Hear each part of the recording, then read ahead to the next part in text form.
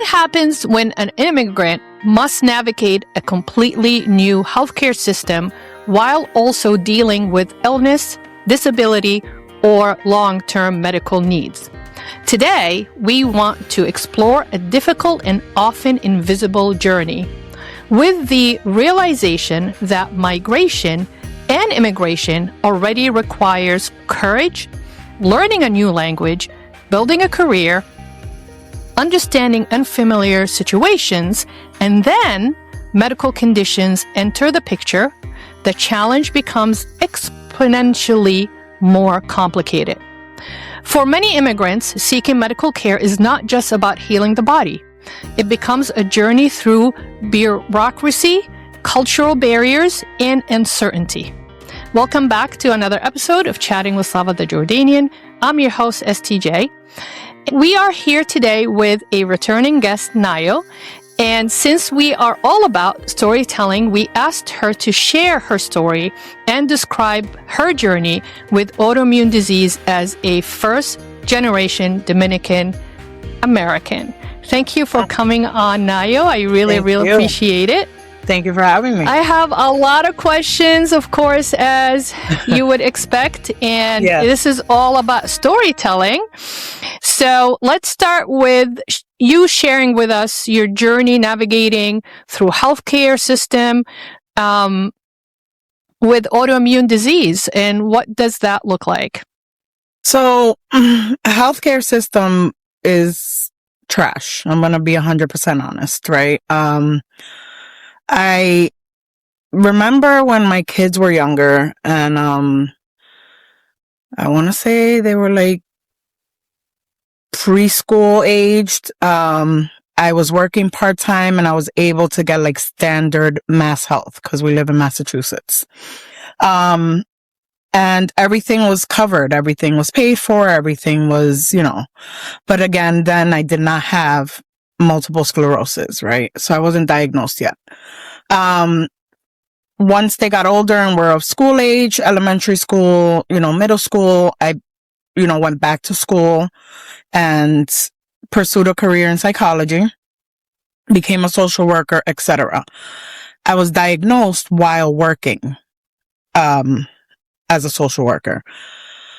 They did not allow or didn't accommodate me the way I needed to be accommodated, right, as a workload. And, I decided to look for another job.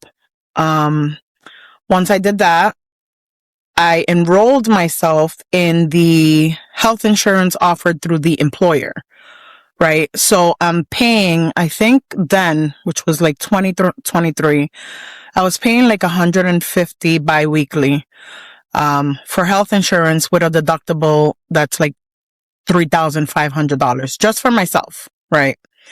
And I have this new illness that I recently diagnosed, and I still have to come out with money and pay out of pocket, right? Mind you, I'm working, right? I'm working a full-time job. So I'm like, for nothing, I need something, right? So whatever, have it come out. So I started the treatments, but I'm getting now, after a year, getting like a $3,000 bill, I still need to get my treatment. So, I've been looking for other options. I work for a nonprofit, right, that works with individuals who have disabilities. And there's this amazing person that works there. He's blind. His name is William. He recently had it was like a training for staff, right? And we're talking about Medicare, Part A, B, C, all these different things and he enlightened me. He's like, well, not me, just, the group in general. And then I said, you know what? I need to talk to William after this, right? And he said, you won't qualify for Mass Health Standard, which is the one that, will cover everything. So I'm like, all right. So he's like, but there is a way where we're going to fill out a supplemental form.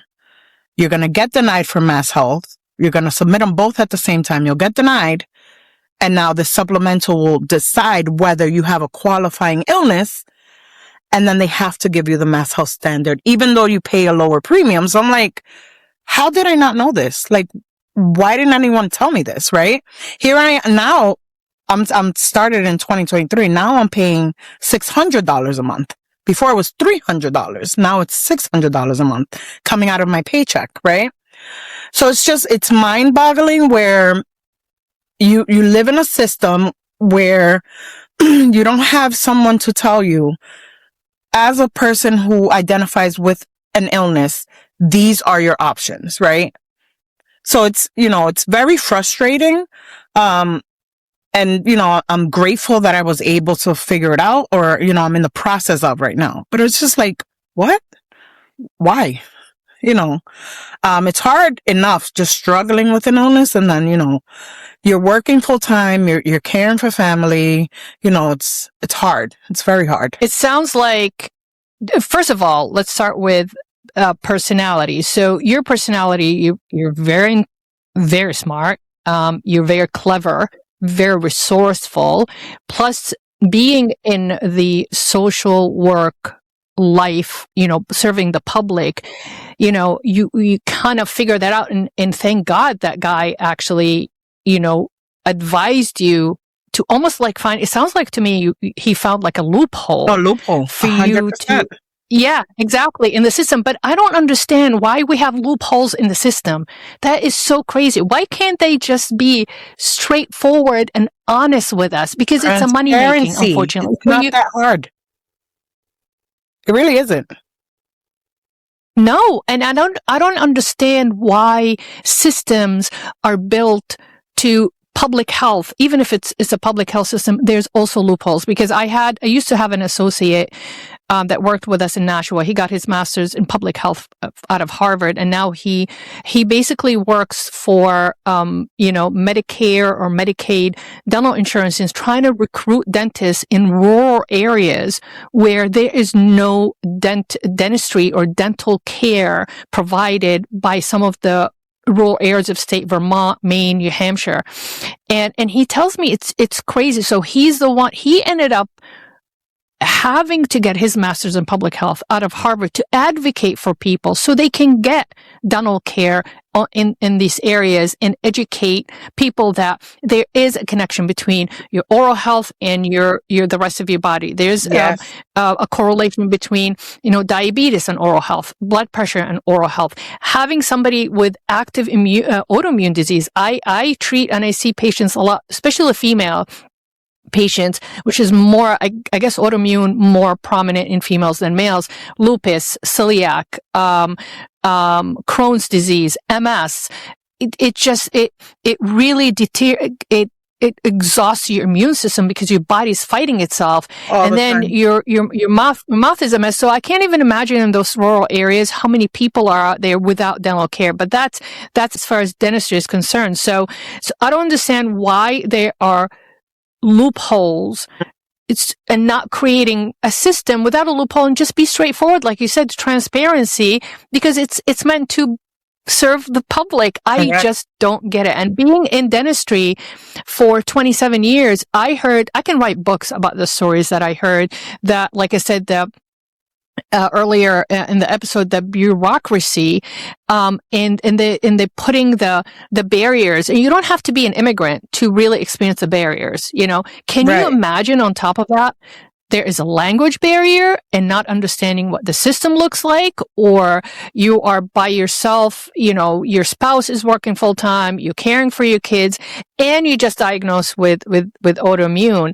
I just want to go back. How were you diagnosed exactly? What were your symptoms? So, did you feel there's something wrong? I did, yeah. And of course we know our bodies, right? So it started off, I thought it was like I was sleeping. I have a preferred side to sleep on. So I thought maybe it's because I'm sleeping too much on that side, and I'm feeling like I was feeling tingles, especially when I woke up, like on my hands, on my arm. And when I would flex my neck, like even now, I'll flex my neck and I feel tingles going down to my feet. So I said, all right, maybe I slept wrong. But it kept on happening. So I'm like, I don't know, something's going on here. So I decided to tell my doctor, and she sent me to a neurologist. So, I went to this neurologist. He did like, I forget what it's called, but they use like a pin and they like poke your feet, your legs and all these things. They did an MRI, and then they found the lesions in the brain. Then when I went back to the doctor and he read the results, he's like, it's looking like you have multiple sclerosis, right? And I said, no, I don't. Like, what are you talking about? Like, right. I was complete and utter denial. I'm like, what are you saying? Like, how do you know this? Like, out of an MRI or whatever. And so I was in total denial. I went back to my primary care doctor. He was like offering me medication. He's like, they have these pills here, and he gave me a pamphlet. I'm like, I'm not even going to read this. Like, no, absolutely not. Right. I was complete denial. So I go back to my doctor and I said, this is what he's saying. She obviously reads the reports. I said, I want a second opinion because I don't trust his judgment, right? Just being straight, like, nope, not me. Absolutely not, right? And then she sent me over, she got me in with a specialist in Tufts Medical Center in Boston. I don't know, like maybe a month or two in. And again, she did, when I got there, she confirmed, right? And I was like, all right. So, of course, I had a moment. I took my best friend with me. I cried, like, and I was like, no, this cannot be. What does this look like? The fear behind, how is this going to affect me? Is that like, I had so many questions. I'm like, is this hereditary? Like, right? Not at the moment. At the moment, I was just trying to soak it all in, right? But during another appointment, it's not hereditary. There is no rhyme or reason how it comes about. Like, there's no, right? It's just your immune system attacks the covering of your nerve endings, right? And which makes sense as to why when I would flex my neck, because all of the myelin sheath that covers the nerves on my neck are gone, right? So it's like, that's why you get the constant,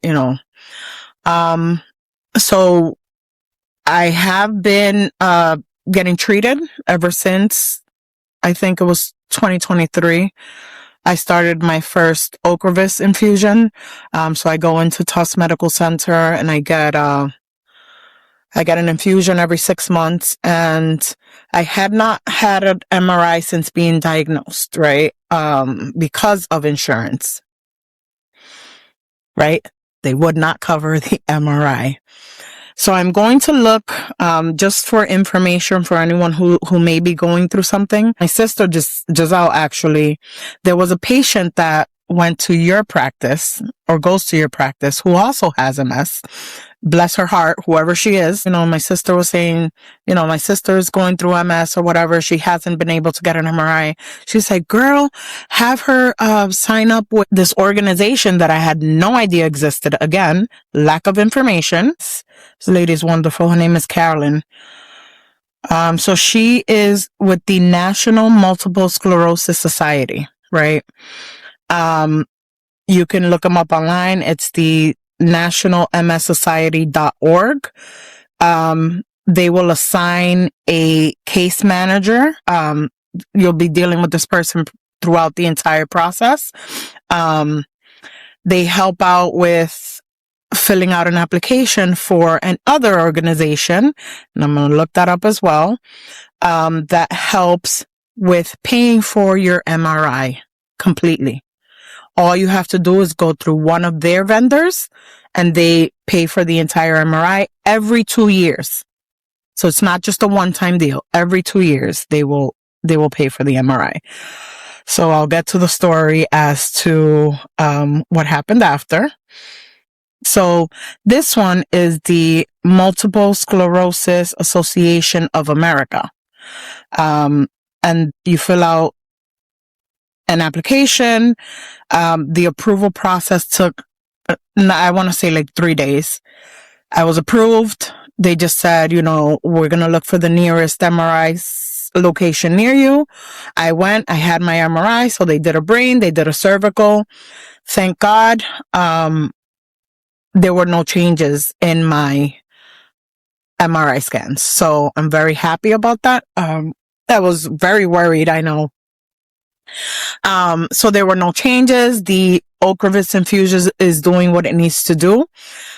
So I highly suggest anyone who is going through some type of, issue, whether it's MRI, the first the first one I mentioned, if you have any hardships, they'll send you a $500 card that you can use for transportation, for food expenses, right? For whatever it is that you need to get to your appointments, they help you with that. That is just a one-time thing. But, they're very caring. They're very helpful. They point you in the right direction, support groups. There's so many things. And it's just like, where have I been? I've been diagnosed since, 22. We're in 2026 and I'm now like discovering this. So it's, it's been a blessing. It really has. That is crazy. It is a blessing in disguise. Yes. A couple of points that dentistry, when I finally retired, Giselle's not going to allow me to retire. She's like, you're never retiring. But No. when I don't do any clinical, that's when I'm going to miss the most is the people. You have no idea through the 27 years of practice, how many patients came across into my life and really changed my life with the worst situations, crisis situation that I've been through. And just because that patient came in for a toothache or an emergency and they start talking, how you doing, Dr. Slava? And it's like, well, this and this happening. It's like, you should do this. You need to do that. And connecting people together, it's insane. Now, I really, really appreciate this information. That's why I love telling stories in these episodes. Hopefully we can reach out. Yes. And I really would love to use this platform to advocate for MS and whatever you think that we should do. If you know anybody that is suffering from MS and they want to share their story, please direct them to, towards us, because I went through the journey with so many different patients. Some of them are still with us. Some of them, unfortunately, have left us, hopefully into a better place, and they're not suffering anymore. But how could an insurance deny an MRI? This is data collection. Like, how do you know even the medication is working or not working? That's the thing about the system that I do not get. How can you just pick something as a benefit and drop the other benefit? They go together. Like me as a dentist, I can't diagnose you without an x-ray. Like if somebody didn't have an x-ray for 5 years and they aching all over the place, how am I supposed to diagnose you? How am I supposed to confirm diagnosis? It's a theory. I think this might be happening, but I need proof. It's data collecting. That is mind-boggling. And you're not alone. Naio is not alone. I'm sure there's a lot of you guys out there that's going through the same struggle. But my question, I guess now, can you imagine that you don't speak the language? How would anybody navigate through this, Naio, without knowing the language? It's horrible. I cannot even imagine, because I know the language. That didn't mean nothing, right? It's all about connection. It's all about, talking to people, spreading the word, spreading awareness. I can't even imagine someone who doesn't speak the language, or maybe in a specific situation, migratory situation, like that, may not have access, or, is scared to look for resources out there. You know what I mean? And I can't even imagine. I cannot. And, I'm sure there are just off topic, like there are cultures who don't accept illness. And it's crazy. There are cultures who, whether it's mental illness, right? I had a situation specifically, without mentioning any names, where a child was abandoned by the family because of his, I don't know if it was like autism or, some type of, and I'm like, is this even real? So there are people who may suffer in silence because they're afraid of whatever, the family may think, or think that there's something wrong, So it's just so many. And then just adding language on top of that, forget it. Like I cannot imagine. Yeah, and part of it is so not having that translator, which is a language, that builds that barrier, but also taking into consideration like you said, the custom or the belief system that this is a weakness, or it could be, even if the parents are not very well educated or they're not versed in a certain language, they don't understand that they are fearing it, because anxiety is the fear of the unknown. Yes. So if you don't understand something, you rather not deal with it. But to get to the point that it will make you abandon your own flesh and blood, can you imagine what's going on mentally and emotionally in this parent's head, that I'd rather abandon that than actually putting the effort and the energy trying to understand what's going on. This is too hard. It's kind of like it could be denial, but also freezing or panicking that I can't deal with this.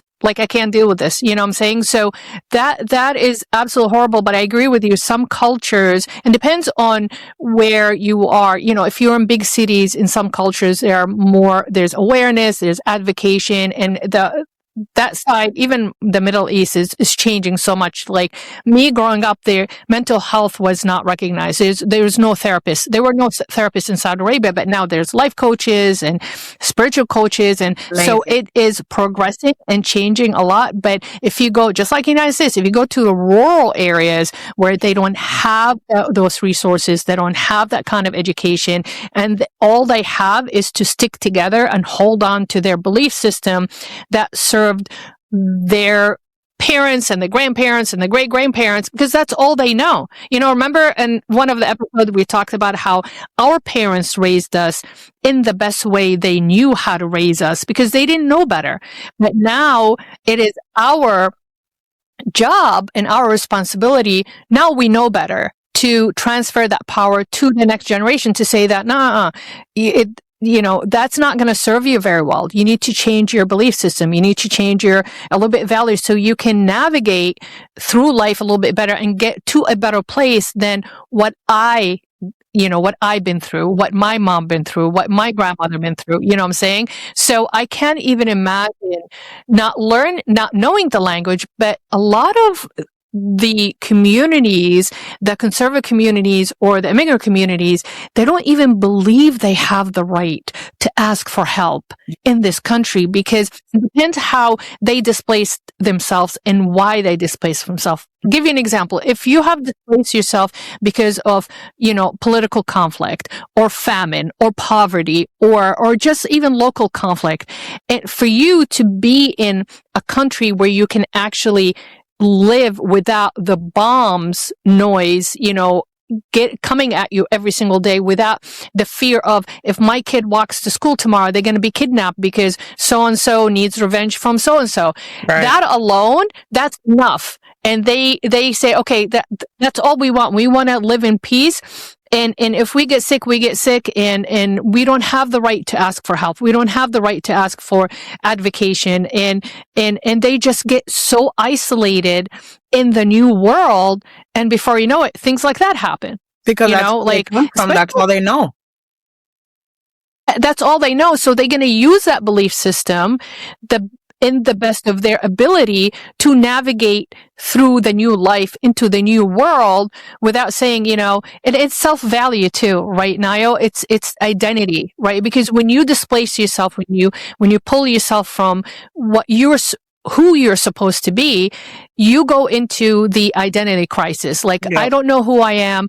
If I don't know who I am, how am I gonna realize that I have the right to ask for X, Y, and Z? So the safest thing and the simplest things and the easiest thing to do is do nothing, right? When in doubt, do nothing. And I teach that to my team, that a lot of the patients, when they don't understand what's going on, they just sit home and let that problem brew and brew. And before you know it, it's a huge problem. They either can't afford it Exactly, or causes a tooth loss, and oh, I can't afford an implant, but now you have extracted 6 teeth and you can't chew. You have GI issues. You're not getting the nutrients and the right food for your system to fight disease, to sleep very well, to have the right energy, to focus, not to have a brain fog.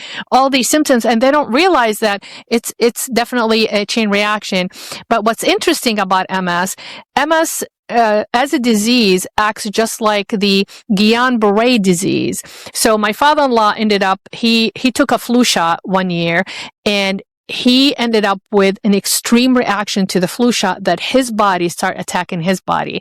And what happens was his immune system stripped the myelin sheath off the axon of his nerve, that he got paralyzed from the neck down.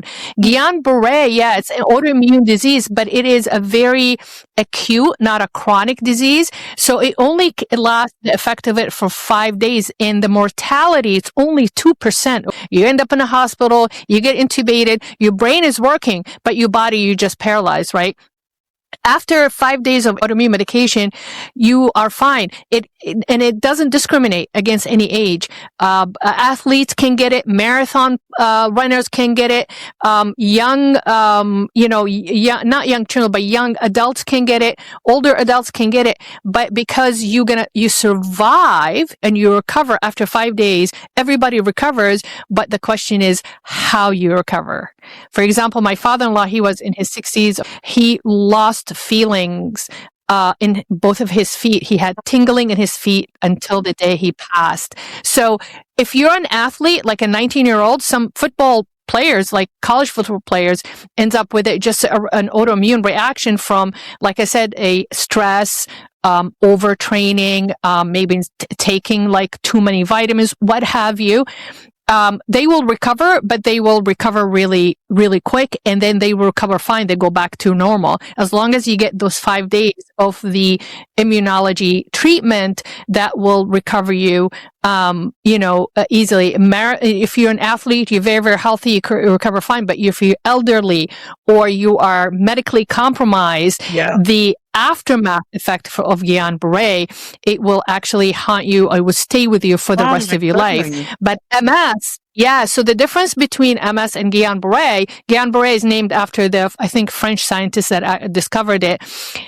When you are sick with Guillain-Barré and you're in the hospital, taking those medication, what happens is that medication helps your body rebuild that myelin sheath around the axon, so the signals can go through the neurons, and you regain that muscle activity and, the communication, the language through the muscle, and then you start moving and breathing on your own and all that. But MS, it's an actual lesions in the brain that is permanently damaged. Correct. And what happened is, so it's different. Guillain-Barré doesn't affect your brain. Guillain-Barré affects your peripheral nervous system, not your central nervous system. Okay. Where MS is a little bit different. Right, exactly. There's no lesions in the brain from Guillain-Barré. Okay. But it's the same effect on the neurons, which is very, very fascinating. That's just, I wanted to share that with you.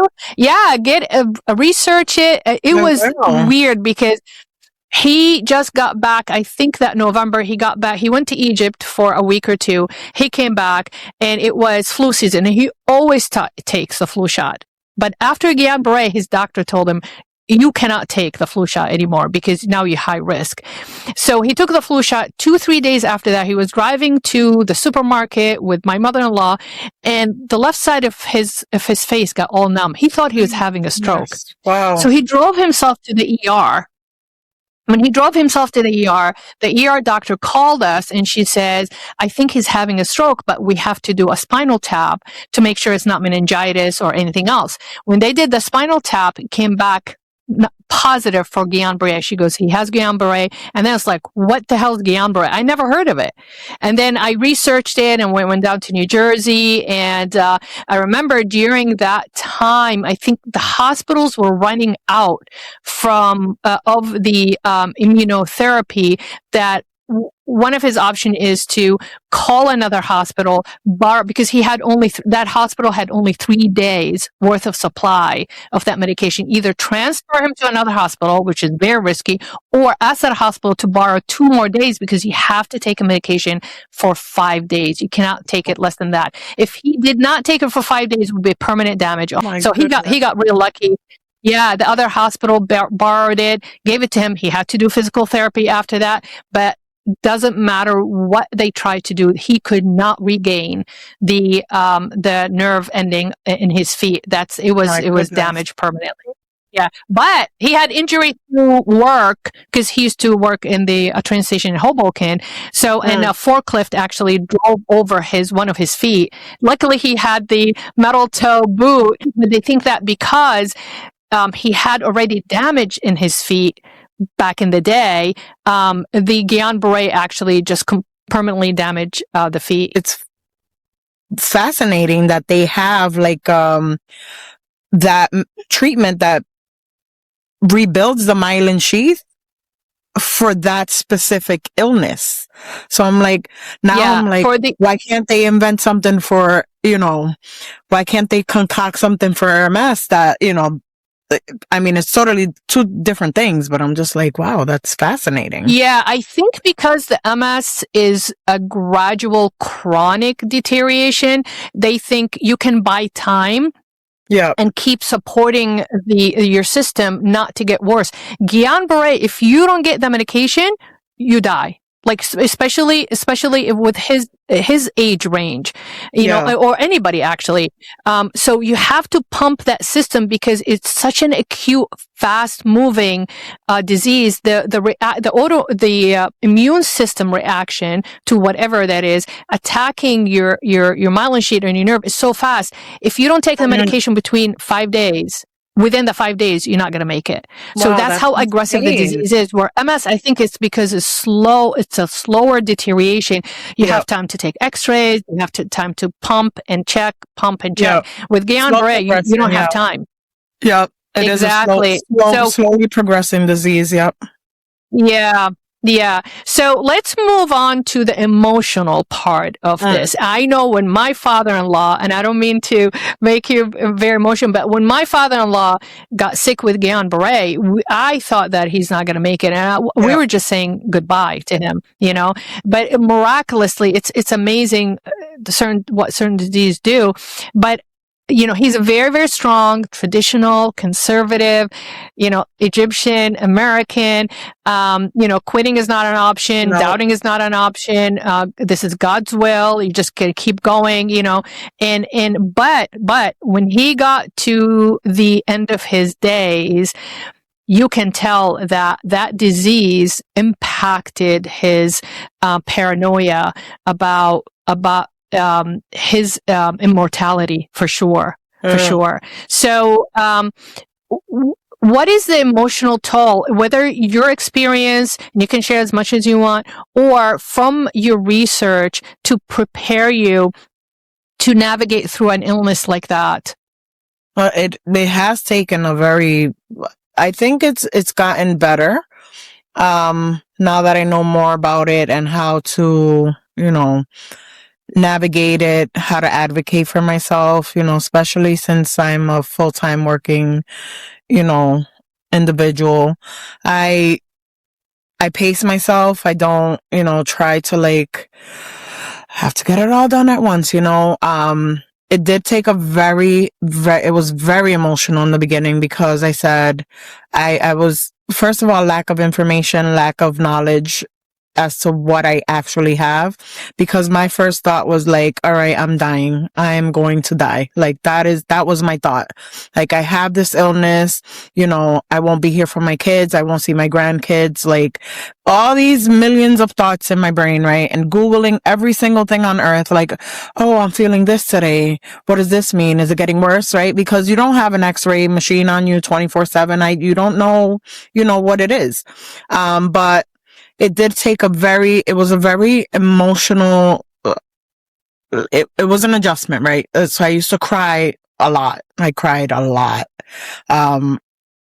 I did have support from family, and, my husband was very supportive, and he's like, you're here, you're with us, we're firm believers, Dominicans, that God is very important, and, in our culture.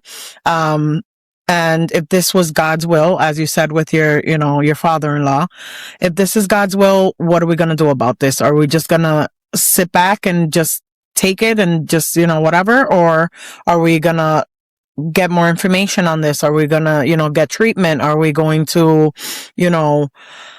talk about it? Are we going to, like, not just try to hide it and push it under the rug? No, that's not what we're doing, right? We are talking about it. And, I did talk to my children about it. I let them see the vulnerability in me. I let them see that side of me where it's like, okay, I'm crying. Are you feeling okay? No, today I'm not feeling that great, right? I'm very exhausted. I am fatigued. I'm tired, asking for help. Normally it's, you have to do something wrong. No. Ask for help, right? Have them do the dishes, have them do, the laundry, have them cook a meal. I don't feel like cooking today. I'm tired. I just worked, 8 hours or whatever. So, just having that support, having a good support system, I think is super important. Do I still feel like sad about it? Yeah. But I pick myself up, and I want to say sometimes I act like I don't have anything, to be honest. And I think that helps. I think it, just going out about your day, your daily life, and just, I'm going to work. I'm enjoying my kids' activities. I have, children who are graduating. My children are in good health, right? There's so many other things that you think about, and you're like, I'm going to be grateful for what I have right now. And what I have is a great support system. I'm still able to walk, which was another fear of mine. It's like, am I going to be like in a wheelchair? Am I going to need like an accessible unit? Like, there's so many things that, go through my head, but, I feel like I'm on a good path when it comes to, thank God for the MRI. I know I'm okay. Like, not, the illness is still there, and that's not, one thing that you're like, all right, it's still there. It didn't go away, but, it's not progressing. It's not, everything looks the same as it originally did. Right. But another thing I just want, like, you have to advocate for yourself. Like, it's hard navigating this system, but if you don't speak up for yourself, no one will. Like, no one knows how you feel. No one knows how you wake up unless someone's asking you, hey, how you feeling today? Right? It's like, I look great on the outside. I look fantastic. Right? But I could be having the worst day of my life.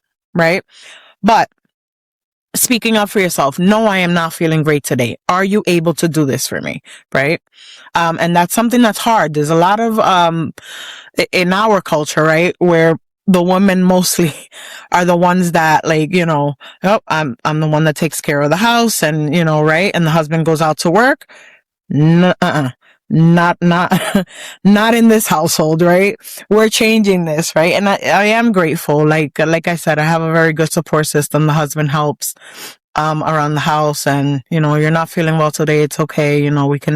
He doesn't really know how to cook. Save his soul. But, just helping around the house, and, my children are aware of, what it does to me and how I feel. And if I'm crying, it's okay. I don't want them to have fear. Like, I'm not trying to instill fear of your mom will not be here. Right. But be understanding of it and be aware of it. Right. Because if we ever get to a point where it does deteriorate, at least what's happening, right? And why it's happening. It's not like shock, mom is, I hope I get many, many, many, many, many years of life. But if it ever gets to that point, right, at least they know this is why, and be supportive. No, that's huge, because you just indirectly, tapped into the point that it's autoimmune disease does not only affect the patient, but also affects the whole household. Now the whole household, and it also add to that, what is your belief system, right? What are your values? How you are going to share that with your family in order to have the family help you and understand what you are going through. So the first step is you have to, it's denial in the beginning, but you have to accept the fact something's wrong. Let's address the elephant in the room kind of thing. Yes. Then you have to accept it for yourself, and then you have to accept it for your family, and then the family has to accept it for you that this is actually happening. Now, the whole routine, the culture of the household has to change because it has to accommodate, yes, that family member that was a provider, that was, giving care to kids. Just like a perfect example, when some family takes in a senior member of their family, they revamp the whole room, right? They have the oxygen tank in there, the hospital bed, there's a visiting nurse. I'm not saying that you're going to, but that's, the whole household, the culture changes, the routine change. So part of it is education and awareness. Like you said, part of it is advocating for yourself, but also it's okay to let your children know and your husband know that, it's today is not a good day. Tomorrow might be a better day, but today is not a good day. And add to that, they tap into the spiritual part of it. And like you said, my culture is the same way. Like, this is God's will, accept it the way it is, do the best you can. And then it is what it is, but that sometimes can fire back at you because if you are too passive and too submissive to what's going on and not, for example, seeking treatment and advocating for, like you said, having the x-rays so you can collect data and see, I'm driving all the way to Boston to get the treatment. Is it working? It's not working. Is it worth my time or not? Do I need to get into maybe a trial medication? I'll give you an example. We have a team member. She's not working with us no more. Her husband, very, very young, handsome, strong young man. He got diagnosed with this rare type of cancer. So rare. He's like one of maybe 1% in the world to get it. Goodness. It's so bizarre. Just hit him. No family history, no early signs. Boom, got hit with it. He could not get out of bed. Literally, and he start losing weight, so much weight. So he got and his girlfriend at that time, who's our team member, she was pregnant with their first child, and now it's like you said, do I need to test my child? Do I need to do genetic testing? Is she going to inherit that kind of disease? How rare it is, and go into your whole world becoming that elephant in the room. We are just focusing on understanding what is going on and how we can help him. So he got the proper treatment out of Boston, fine, but now he relapsed, right? So when he relapsed, his doctor in Boston told him that Houston, Texas, one of the leading hospitals, specifically specializing in that type of cancer, obviously they're finding more and more cases of it. They have a new trial treatment that he qualifies for that. So now she's pregnant the second time with their second child, and they now have to live in Houston for about 8 months for him to get the medication. But guess what? He's doing amazing. That's amazing. Awesome. But I'm sure. Yeah, but they had to advocate for it. She had to quit her job, stay home. He had to lose his job. The family has to help him out. She had to care for her child because he won't be able.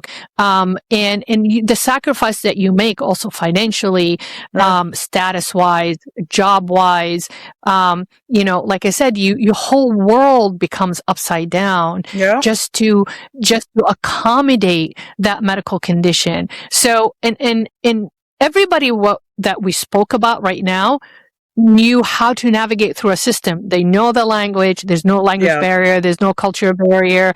You know how to, converse with people and be resourceful in order to serve yourself well while you're going through this journey. And I can't even imagine. That's one of the things that keeps me up at night. Is like, what about the people that don't know where to go and what to do? just like the example that you gave us, the couple that abandoned the child because of that kind of a disorder. So it is amazing. But my question, I guess, how would you like to advocate? I think we should really make you the poster child for MS on our platform. Seriously. I mean, you're just an amazing model of resilience and strength and just support for, we can definitely inspire a lot of people, support a lot of people. And I would love to get together with you and create some kind of a community and revisit this. And if you have anybody that's going through what we think they're going through, let's bring them on and have them, share their journey and tell us their story. So as we are coming to the last part of this episode, I guess my last question would be, what kind of advice you would give, and what are the changes that you would advocate for to have a better support for MS patients, whether they're first-generation immigrants, first-generation American, or they are living in some type of circumstances that they don't have the support? So I would 100% off the bat recommend going through organizations like my organization. Crazy that I worked there and I had no idea anything about this insurance thing. And I'm like, you have to be kidding me. Like, this cannot be real life, right? But going through organizations like independent living centers, right? Because there are in various parts of the state. I'm not sure about New Hampshire. I don't think they have as many. But Massachusetts has independent living centers. Seeking help at an independent living center is no cost to you, right? This is free of charge. There are individuals there who speak your language. And if they don't speak your language, they have phones, there are companies that translate for you, right? Whether it's virtually or, via phone call, or you go into the office and set up an appointment, seek help. There is help out there. 2, I don't understand where it's interesting that you said that this person that's going through the cancer, I hope he gets better, but his doctor let him know that there's a trial in Houston, right? So I because of your patient found out about the National Association for Multiple Sclerosis, right? I believe doctors should be informed of the resources that are out there, right? So if your patient comes in, a perfect example, like I told my doctor, I can't get an MRI. I cannot pay for an MRI right now. If she would be, if she would have the information, she would have shared this information with me. But apparently she doesn't know, because why would she, not say something, right? So maybe having doctors, if you specialize in a specific field, find out what resources are out there for your patients who don't know how to navigate a system, right?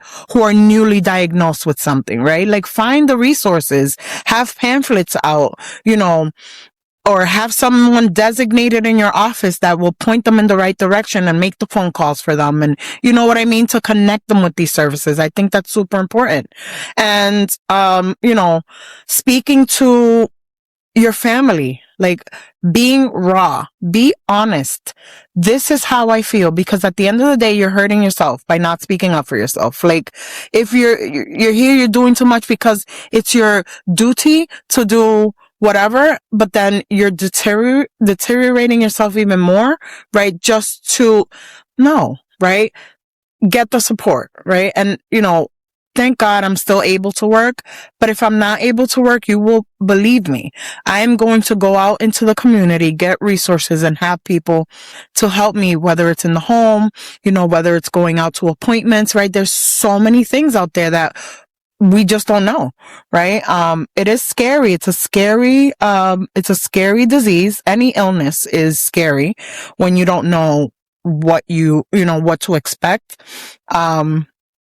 But the more you inform yourself, the more you research, the more you talk to people, you start feeling better. And, you know that you're not alone. There's so many other people who I connected with someone on, on TikTok of a post that I asked a question about an infusion.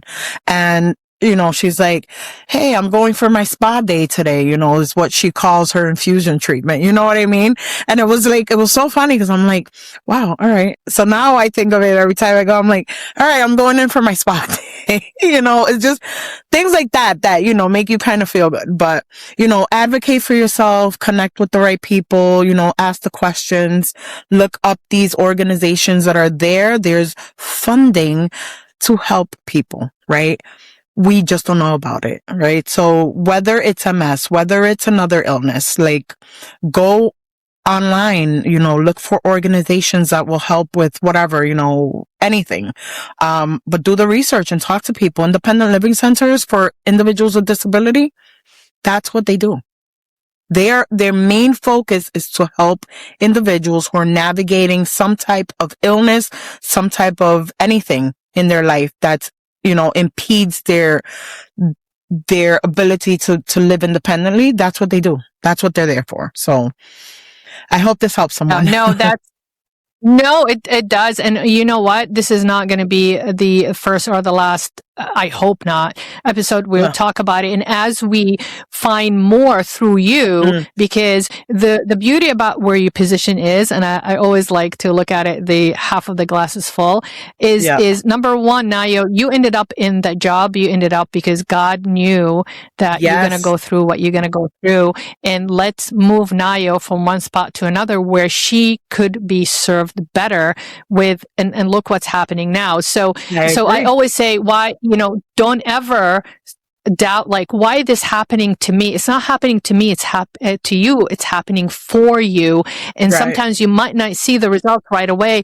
Like, write it a little bit and see where that's going to take you instead of just resisting it. But the problem with autoimmune, and from my experience with my patient, is the feeling of let down. You feel like your body has let down, and you living in a body, you're living in the house that just, like it's collapsing on you, and you feel almost a sense of betrayal. And that's what I heard. These are the words that my patients say, like, my body's betraying me. Like, why am I in this body if my body's not serving me well?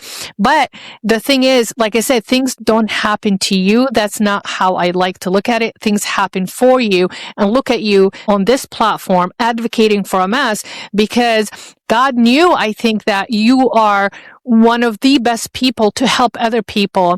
And how else can you do it if you're not experienced? And it's unfortunate. I'm not saying nobody deserves this, but I like to look at it that, what if somebody else got, MS, but they don't care about humanity. They don't care about people. But look at you. I'm sure you're going to be helping a lot. And that's a lot of people. And that's the legacy you're going to leave behind, is how many people Naio has helped with as simple as being on this podcast, chatting with Slava the Jordanian of all people. That's the tough part about autoimmune, is just, feeling just the letdown. And I'm telling you right now, I've seen my patient living with MS. I have my dear, dear, dear, dear friend, without naming names.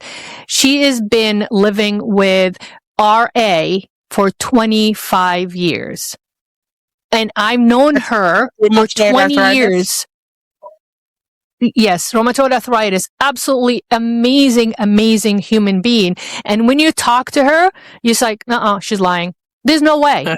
There's no way. She doesn't look like it. She doesn't act like it. She doesn't move like it. But she advocated for herself and for her health so much that she just gets so much positive energy in her. She raised 2 children. She's happily married. Her kids are amazing children, finished college, and now they're married. Yes. She has a grandson. You know what I'm saying? But she's always smiley. Now, rheumatoid arthritis took a toll on her mouth. I mean, and I've been caring for her mouth, treating for her for the past over 20 years, right? Yeah. So when she got diagnosed with rheumatoid arthritis, her son was probably, her second child was 3 years old, 4-year-old. And the first time she noticed, she wasn't diagnosed by it, but we noticed, or her doctor, who was my mentor, he kept doing root canals on her. He's like, what the hell is going on? like root canal after root canal. She goes, oh, it could be my pregnancy and stuff like that. Then she got diagnosed with rheumatoid arthritis, which is an autoimmune disease that's attacking everything and deteriorating her mouth. Her mouth is so dry because she thought, oh, I just had, my kid is 4 years old, could be leftover pregnancy, leftover throwing up, leftover hormonal imbalances, but that wasn't it. Then she got diagnosed with rheumatoid arthritis. She became, my friend, and she still sees me, in me learning about RA as an autoimmune. I had to learn so much to accept that my friend is going through it. Number one, my patient's going through it, because I had to care for her mouth. You know what I'm saying? Just certain things, certain procedures I couldn't do on her. It wasn't an option for her. Right. So when I diagnosed her and I offer treatment options, the treatment options I will offer for everyday patients, that's not, she can't go through this because of their rheumatoid arthritis. She can't go through certain procedures. So it's not an option for her. And that kills me because I want her to have options, but I'm the one that is responsible for her oral care. And it's like, she looks at me, she goes, I know, I can't do that. I'm like, oh, I'm so sorry. I'm just so sorry, but it's the disease, but that said, she works still full time. She raised 2 children. She has grandchildren. So the premises of this story, Naio, you're going to make it. If she can make it, you can, because you guys have exactly the same attitude. And I'm going to cheer you till the last breath in me, and till the, as long as I can, for sure. So I appreciate it. Anyways, thank you so much for coming on. Yes. Oh my God. And I hope you come back and we can introduce more research and we can follow up with how well you're doing. And I'm so happy that the MRI showed no progress, which is an amazing breakthrough by itself. Relief. It was like, oh, yes. And positive energy and good attitude helps a lot, because stress, it's just so hard on your immune system. So we have reached the end of our hour. As a reminder, these episodes are uploaded weekly on Spotify, Apple, and YouTube by the Mindset Mastery Moments. If you have enjoyed this, please like, share, and hit the notification bell. That way you won't miss any episodes, and it's free. This community is sponsored by humanity and supported by everyday people's stories. So please find us, join us, support us, and as always, as Giselle always says, be kind to everyone. Thank you for watching and listening. Hope to see you next time. This is Slava the Jordanian.